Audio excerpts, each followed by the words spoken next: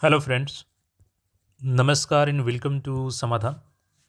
साथियों, उम्मीद है कि आप सब अच्छे होंगे और साथ ही साथ आपकी स्टडी भी अच्छे से चल रही होगी। साथियों, बीएसएससी में बहुत सारी वैकेंसियाँ जैसे कि बीएसओ हैं जिसमें 682 पद था, CGL-4 है और इसमें भी अभी लगभग 1883 वैकेंसी है। अभी इसमें एएसओ की पद ऐड होंगी। ये सारी वैकेंसियाँ अभी बढ़ेंगी। CGL-4 की भी वैकेंसी बढ़ेगी, लेकिन छात्रों के बीच एक निराशा थी क्योंकि उनको उम्मीद थी जब आलोक राज सर आए थे चेयरमैन बन के कि एग्ज़ाम की रफ्तार पकड़ेगी, लेकिन उसी बीच होता क्या है कि 3 से 4 दिनों के अंदर उनका इस्तीफा हो जाता है। अब उसके बाद से लगातार इंतजार था कि आखिर कर्मचारी चयन आयोग कब तक अध्यक्ष विहीन रहेगा।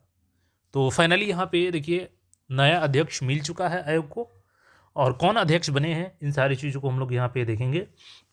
और जो बीएसओ CGL-4 एग्ज़ाम में क्या इनकी रफ्तार फिर से बढ़ेंगी, तो परीक्षा कैलेंडर, एग्ज़ाम डेट, सब चीज़ को हम लोग यहाँ पे बात करेंगे। सबसे पहले ये नोटिस देखिएगा, यहाँ पे सामान्य प्रशासन विभाग बिहार सरकार अधिसूचना यहाँ पे देखिएगा 11/1/2026।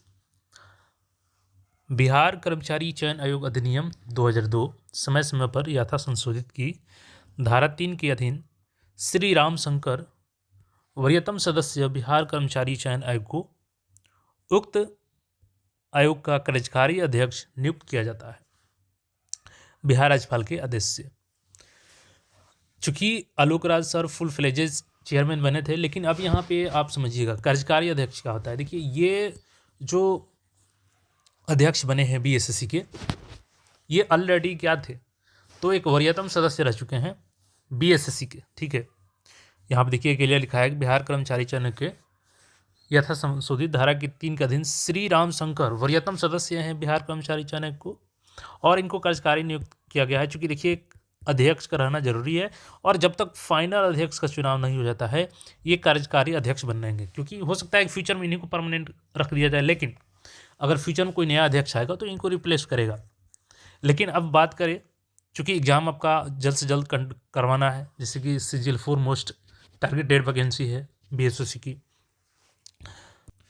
तो देखिए, चूँकि पहली चीज़ समझिएगा कि कोई भी सरकारी काम जो होती है वो संचिका के माध्यम से होता है, यानी कि प्रॉपर वो ऑफिशियल वर्क होता है, प्रॉपर डॉक्यूमेंटेशन के माध्यम से होता है। तो जो प्रक्रिया आलोक राज सर ने शुरू की थी उस प्रक्रिया से ये तो ऑलरेडी वाकिफ़ होंगे ही, क्योंकि ये ऑलरेडी सदस्य हैं बिहार कर्मचारी चयन आयोग के। इसके अलावा अब ये अध्यक्ष बन चुके हैं, तो वो सारी प्रक्रिया को समझे हैं और उसी संचिका को आगे बढ़ाएंगे। तो एक ये भी जिम्मेदारी रहेगी जो भी अध्यक्ष बने हैं, जैसे श्री राम शंकर, तो इनकी जिम्मेदारी रहेगी कि ये जो आलोक राज सर ने शुरू किया था उसको आगे बढ़ाएं।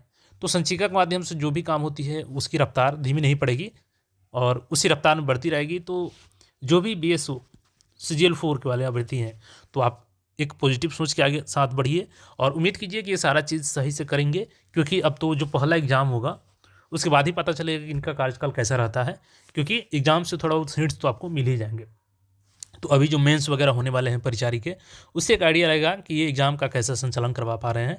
हालांकि पहले से सदस्य रहे हैं ये, तो बस इसी पॉजिटिविटी के साथ बढ़िए कि सारा चीज़ अच्छा होगा।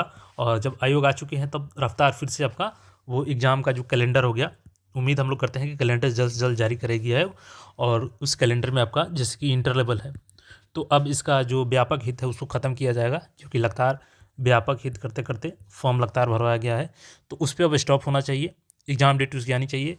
और अगर हमारी आप बात माने तो देखिए, चूँकि इंटर लेवल में लेट होगा, इंटर लेवल से पहले आपका बीएसओ होगा और CGL-4 होगा, तो अप्रैल में आप लोग मान के चलिए, क्योंकि देखिए बीच में आलोक राज सर पूरा टारगेट बना के चले थे कि अप्रैल में एग्ज़ाम हो जाएगा, लेकिन अप्रैल में देखिए अगर नहीं भी हुआ तो फिर आपका मई तक जाएगा। लेकिन एग्ज़ाम होगी सबसे पहले, यही 2 एग्ज़ाम होगा जो बीएसओ और CGL-4 है, इंटर लेवल इसके बाद ही होगा। तो तैयारी आप लोग अच्छे से करते रहें। बाकी आपका इस पर क्या राय है कमेंट करके बता सकते हैं। फिलहाल चेयरमैन मिल चुके हैं, तो अब जो रफ्तार है वो बीएसएससी अपना फिर से पकड़ेगी और फिर से प्लेटफॉर्म पर वापस आएगी। आपका एग्ज़ाम कैलेंडर देखिए जल्द से जल्द ये लोग जारी करें, ताकि छात्र अपना एक लक्ष्य बना करके तैयारी करें। तो मिलते हैं फिर नए अपडेट में। फिलहाल के लिए आप लोग अपना ध्यान रखें और तैयारी भी अच्छे से करते रहें।